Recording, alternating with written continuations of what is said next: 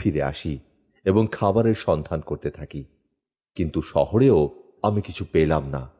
তখন আমি একেবারে নিরুপায় হয়ে মসজিদের এক কোণায় বসে পড়ি এবং আল্লাহ তাআলার জিকির করতে শুরু করি।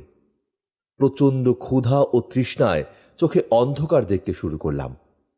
আমি এতটাই দুর্বল হয়ে গিয়েছিলাম যে আমি দাঁড়াতেই পারছিলাম না। ঠিক তখনই গায়েবী আওয়াজ আসে, আব্দুল কাদের, ক্ষুধা এখন তোমার সহ্য ক্ষমতার বাইরে চলে গেছে। যাও, তুমি কারো কাছ থেকে ধার করো, নিজের জন্য রুটির ব্যবস্থা করো।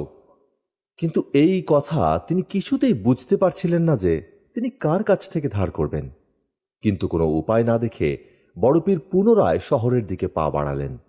দোকান তো অনেক ছিল, কিন্তু বড়পীরের চোখে একটি দোকান পড়ল, যেখানে দোকানদার গরম গরম তন্দুরি রুটি বানাচ্ছে।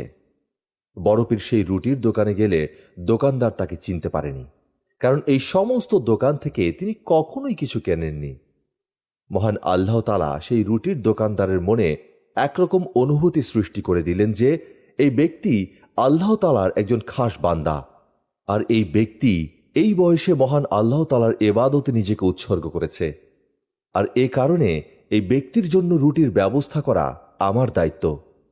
তখন সে দোকানদার মহান আল্লাহ তাআলার রহমতে বলে উঠলেন, আপনি কি আব্দুল কাদের?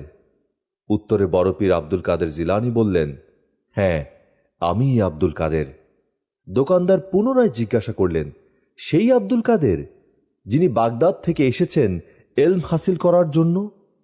জবাবে তিনি বললেন, আমি সেই আব্দুল কাদের। এবার রুটির দোকানি বললেন, বলুন আপনি কি নিতে চান? এবার বড়পীর আব্দুল কাদের জিলানী বললেন, আমি যদি রোজ তোমার দোকান থেকে একটি করে রুটি নেই, তুমি কি আমাকে তা দেবে? আমি খুবই ক্ষুধার্ত, আর ক্ষুধার কষ্ট সহ্য করতে পারছি না।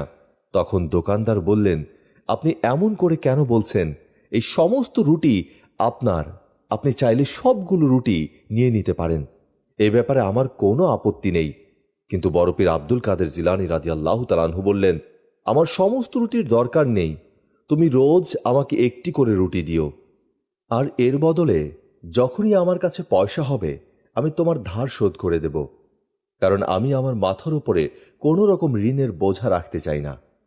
তখন দোকানি জবাব দিলেন, জনাব, আমার এসব কিছু যায় আসে না। আমি যখন একবার বলেছি এই সমস্ত রুটি আপনার, তার অর্থ এই সমস্ত রুটি সত্যি আপনার।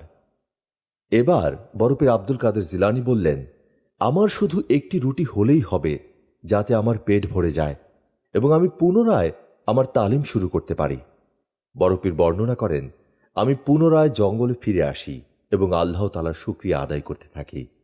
আমি আবার এলম তালিম করতে শুরু করি এবং হাসিল করতে থাকি, আর এভাবেই দিন চলে যেতে লাগল। একদিন আমার খেয়াল হলো, আমি তো সেই রুটির দোকানের কাছ থেকে প্রতিদিন রুটি নিচ্ছি, আর সেই দোকানি আমাকে খুশি মনেই রুটি দিচ্ছে, আর সে আমাকে অনেক সম্মান করে, কিন্তু আমি প্রতিদিন তার নিকট ধার করে যাচ্ছি। এটা কি ঠিক হচ্ছে?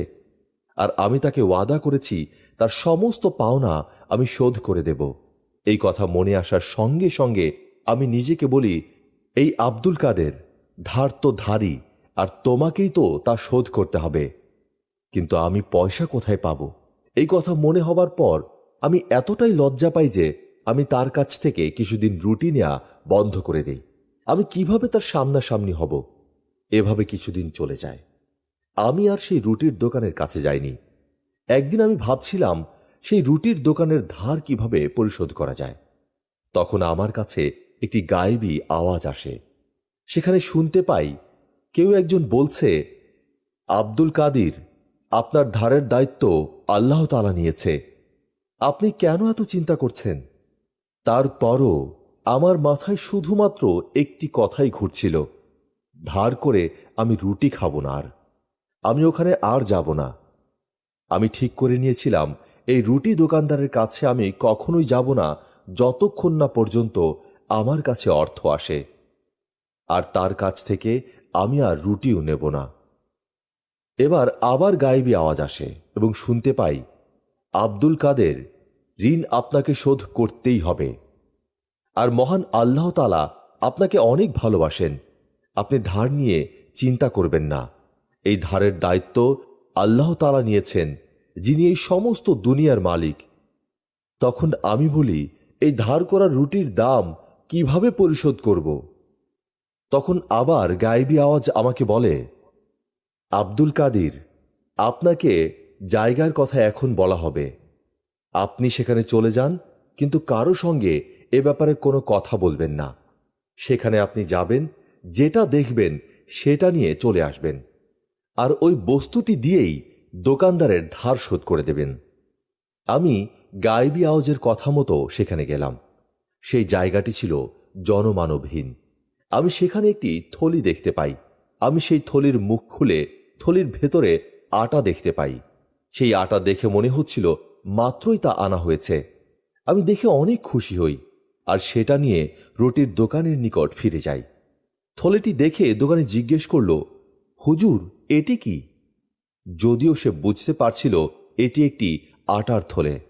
তারপরে আমি বললাম, তুমি নিজে দেখে নাও। কিন্তু যখনই সেই দোকানি থলে খোলে, সে চিৎকার করে ওঠে। সে চিৎকার করে বলে ওঠে, এটি তো আটার থলে নয়। তখন আব্দুল কাদের জিজ্ঞাসা করল, কেন, তুমি কি দেখতে পেয়েছ? তখন দোকানি বলল, এর ভেতরে তো স্বর্ণ রয়েছে। আপনি তো আমার কাছ থেকে খুব বেশি রুটি নেননি, তা তো অর্থ দিয়ে পরিশোধ করে দিলেই হতো। আপনি কেন আমাকে স্বর্ণের থলে দিলেন? তখন আব্দুল কাদের জিলানী রাদিয়াল্লাহু তাআলা আনহু বললেন, তোমার রিজিকের দায়িত্ব নিয়েছেন স্বয়ং আল্লাহ তাআলা। তিনি নিজেই খুশি হয়ে তোমাকে এই থলেটি দিয়েছেন। আল্লাহ পাক এই মহান ওলির জীবন ও কর্ম থেকে শিক্ষা নিয়ে সঠিক পথে আমাদের চলার তৌফিক দান করুন। আমিন।